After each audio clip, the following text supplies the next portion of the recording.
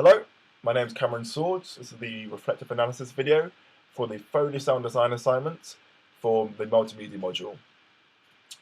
This is introducing the actual Philips carousel commercial. The Foley sound design in turn is a means of complementing visuals on screen, whether it be TV or film, and this is done by manipulating sounds that are all naturally made.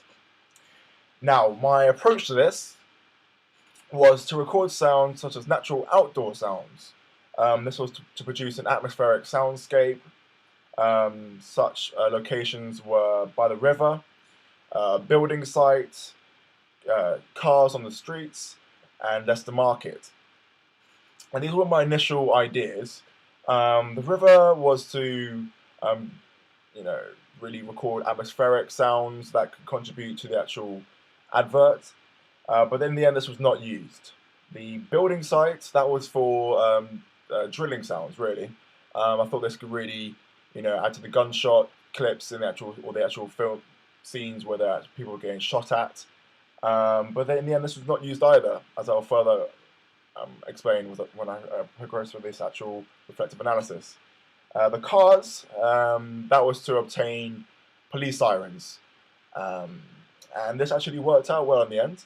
The Leicester Market was for the ambience. That was really to obtain sounds of crowds of people. That really did work out well, really, at the end of the day. But I was really having problems with obtaining sounds that would actually suit the actual advert. I wasn't really getting anywhere outside.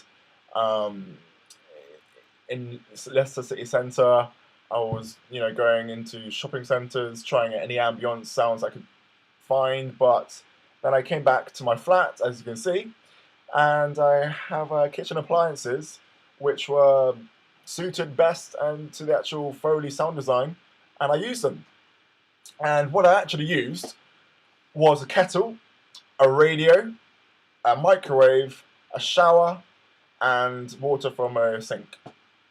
Now, the kettle was initially used for background sound for the scenes inside the building, so you can tell what's the difference between outside and inside. The radio, that was by sheer accident, really. I have a poor signal on my radio, and there's a lot of interference. And when I heard that, it instantly dawned on me that I should use that as a gunshot. It's very jittery, which I thought would be apparent to the actual scene. And the microwave. Now this was basically for more ambience. I recorded it, I effected it, I put it into the scene. It wasn't really working out well. The kettle worked much better, basically. And the shower, that was for extra ambience, but was not used in the end, and nor was the water from the sink.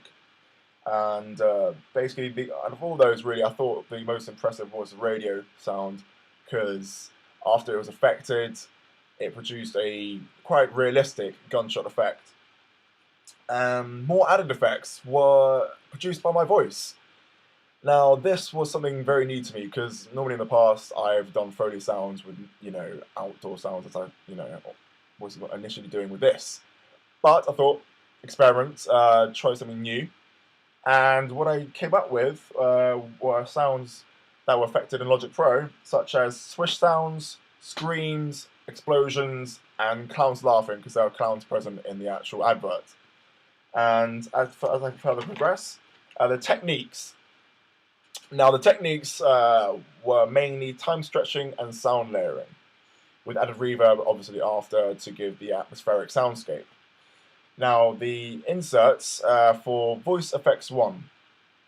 This was the swish sounds, and the inserts were stereo sound, or stereo spread, the modulation delay, microphaser, and these really added a lot of kind of sounds. If I could give you an example. And the volume was actually turned down to -3 to stop the clipping, really. And the next one was the Voice Effects 2. This was more swish sounds, but differently affected.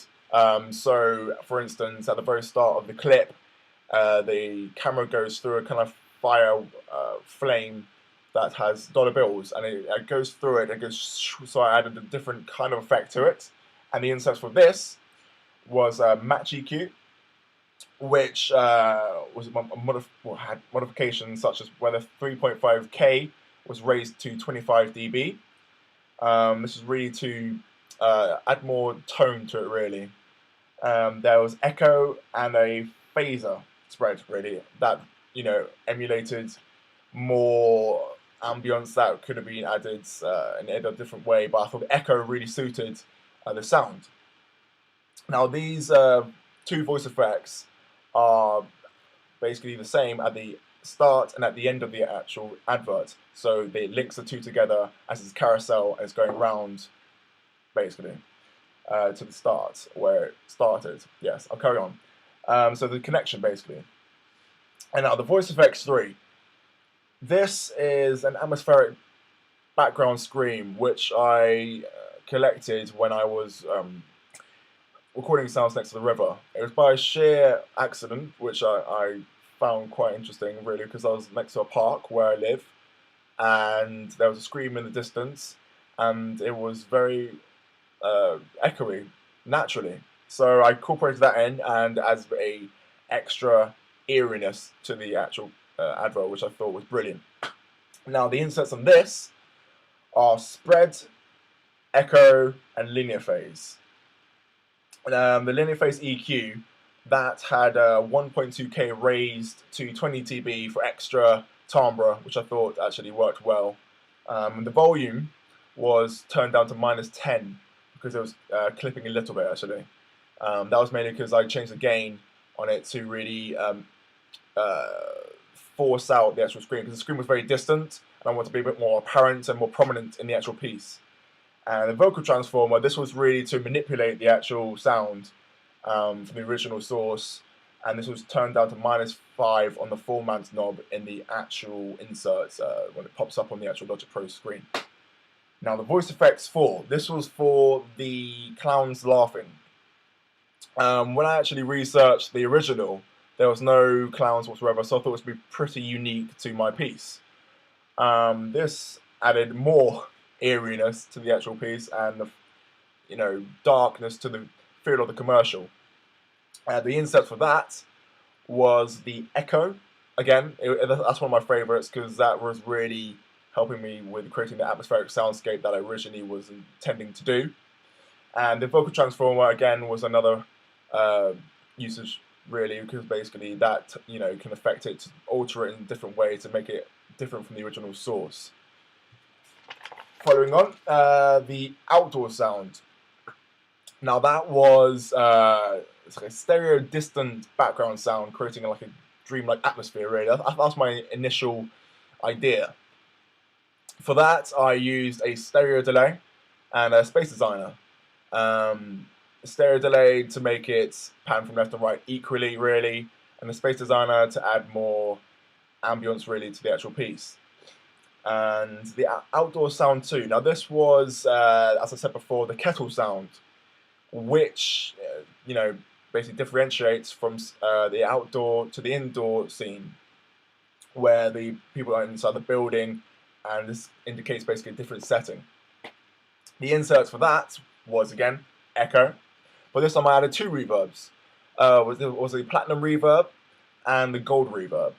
I added 2 reverbs really because the platinum reverb I wasn't really too happy with. So I was basically experimenting, added the gold reverb, and found that that was the best sounding thing I wanted, really. The outdoor sound 3, that was for the final scene. I wanted a different kind of sample, really, that I could use, that I recorded, that basically, differentiates from scene to scene. So basically you would kind of know that this is an actual final end scene. And this is obviously with the policeman on top of the car with the clown mask.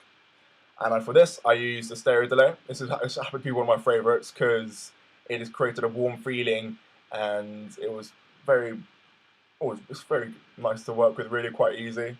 And the space designer as well. And the gun effects. Now, this was for obviously the clips where the clowns are shooting the police.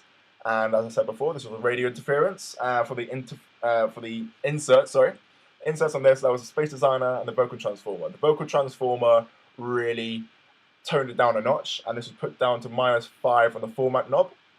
I really like. I really found that quite interesting, really, because it was basically it would make it into a different total sound, which was very useful to what I was going for. The explosion. Now the explosion was that was interesting. I basically just went into my recorder. This was made by my voice, obviously, and after it was affected in Logic Pro, using the inserts such as the phase distortion and the space designer and vocal transformer, this really did end up sounding like an actual explosion, which I was very, very happy with. Now, the research into this assignment was a selection of YouTube videos that will be linked into the zip data folder as I carry on with this assignment. Such YouTube videos were the Transformer 3 Dark of the Moon sound design feature. This was great for watching to see how they make gunshots, like, you know, power into the actual films and how they, you know, mix stuff, etc. like that.